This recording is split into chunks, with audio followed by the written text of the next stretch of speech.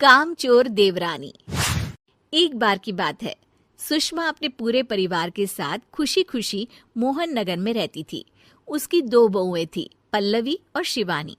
एक दिन दोनों बहुएं रसोई में काम कर रही होती है कि तभी उनकी सास सुषमा उन्हें बुलाती है। अरे बहू, जरा इधर तो आना। शिवानी, जरा जाकर देखना सासू माँ क्या कह रही हैं। दीदी आप ही देख लो ना जाकर, आपको भी तो सुनाई दे रहा है। अरे मैं आटा गूंद रही हूँ ना, तुम चली जाओ। हाँ तो मैं भी तो सब्जी काट रही हूँ ना दीदी। अरे बहू जल्दी आओ। ओह, ये तो जाएगी नहीं। मैं ही जाकर देखती हूँ कि क्या करना है। पल्लवी सुषमा के कमरे में जाती है। जी मम्मी जी, क्या हुआ? शाम को घर पर कुछ मेहमान आने वाले हैं, तो तुम अच्छा सा खाना बना लेना बहू। ठीक है मम्मी जी, आप बता दीजिए क्या क्या बनाना है और कितने लोग आ रहे हैं। सुनील की मौसी जी और उनका पूरा परिवार आ रहा है। कुल मिलाकर 3 लोग और हमें मिलाकर हुए 9 लोग। तो अभी से ही तैयारी करना शुरू कर दो। और हाँ, घर की सफाई भी कर देना, हाँ अच्छे से। जी मम्मी जी, सब काम हो जाएगा, आप चिंता मत कीजिए। पल्लवी शिवानी को घर में मेहमान आने वाले हैं इसके बारे में बताती है। क्या 9 लोगों का खाना बनाना होगा, घर की सफाई करनी है? बाप रे, सासू माँ ने तो हमें घर की नौकरानी ही समझ कर रखा है। ऐसा नहीं बोलते शिवानी, हम इस घर की बहू हैं और घर के काम करना हमारा फर्ज है। दीदी तो है ही सासू माँ की चमची, जब देखो सासू माँ सासू माँ। मैं तो इतना सारा काम नहीं करने वाली। शिवानी कपड़े लेकर गमला साफ कर रही होती है और चक्कर आने का नाटक करने लगती है। मेरा सर चकरा रहा है। तभी वहां पल्लवी और सासू माँ जाते हैं। अरे बहू, क्या हो गया तुम्हें? मम्मी जी, बहुत तेज सर में दर्द हो रहा है। तुम एक काम करो शिवानी, आराम कर लो। नहीं नहीं दीदी, घर में मेहमान आने वाले हैं, मुझे आपकी मदद करनी चाहिए। अरे कोई बात नहीं शिवानी, तुम आराम कर लो, मैं सब काम कर लूंगी। ठीक है दीदी, अगर आप इतना कह रही हैं तो आराम कर लेती हूँ।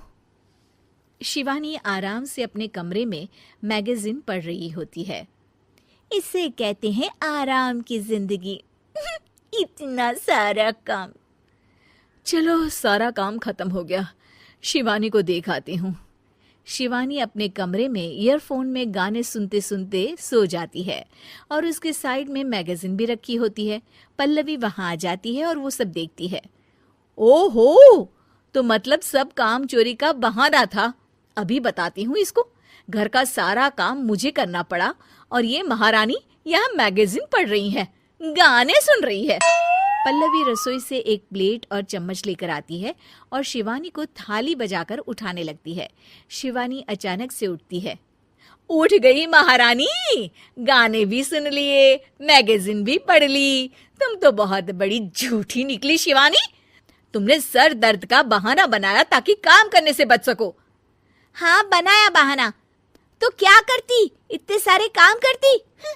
मुझे कोई शौक नहीं है चापलूसी का। क्या चापलूसी? तुम्हें लगता है कि मैं सारे काम चापलूसी के लिए कर रही हूँ? नहीं तो क्या। तभी वहां सासू माँ आ जाती हैं। अरे बहू, वो लोग बस आने ही वाले हैं, तुम तैयारियां कर लो। जी सासू माँ, तुझे तो मैं बाद में देखती हूँ। सब खाना खाने बैठते हैं और खाना शुरू करते हैं। तभी सुनील की मौसी बोलती है। वाह भाई वाह, खाना तो बहुत ही अच्छा बना है सुषमा जी, एक एक चीज में क्या स्वाद है। ये सुनकर शिवानी मुंह बना लेती है। उसे अपनी जेठानी की इतनी तारीफ रास नहीं आती। आपकी बहुएं तो बहुत ही अच्छा खाना बनाती हैं। हाँ, बनाती तो दोनों ही अच्छा है, पर आज ना ये सारा खाना बड़ी बहू ने बनाया है। छोटी बहू की तबीयत ठीक नहीं थी, सो इसलिए। मानना पड़ेगा सुषमा जी, आपकी बड़ी बहू तो बहुत ही गुणवान है। पल्लवी की तारीफ सुनकर शिवानी को जलन होती है। पल्लवी ये सुनकर खुश हो जाती है और शिवानी की तरफ देखकर उसे चिढ़ाती है। कुछ देर बाद मेहमानों के जाने का वक्त हो जाता है। मौसी जी सबके लिए उपहार लाई होती है। वो सबको शगुन के पैसे देती हैं और अंत में पल्लवी के पास आती है। तुम्हारे लिए शगुन का लिफाफा तो है ही, पर बहू तुम्हें एक और उपहार भी मिलेगा इतना अच्छा खाना बनाने के लिए। मौसी अपने सोने के कंगन निकालकर पल्लवी को पहना देती है। ये लो, ये मेरे मनपसंद कंगन है, अब से ये तुम्हारे हुए। धन्यवाद मौसी जी। ये देखकर शिवानी तो पूरी तरह से जल जाती है और गुस्से से रसोई में चली जाती है। तभी वहां पल्लवी आ जाती है और उसे अपने कंगन दिखाने लगती है। देवरानी जी, अब आपका सर दर्द ठीक तो है ना? मुझे लगता है कि अब सर दर्द शुरू हो गया होगा आपका।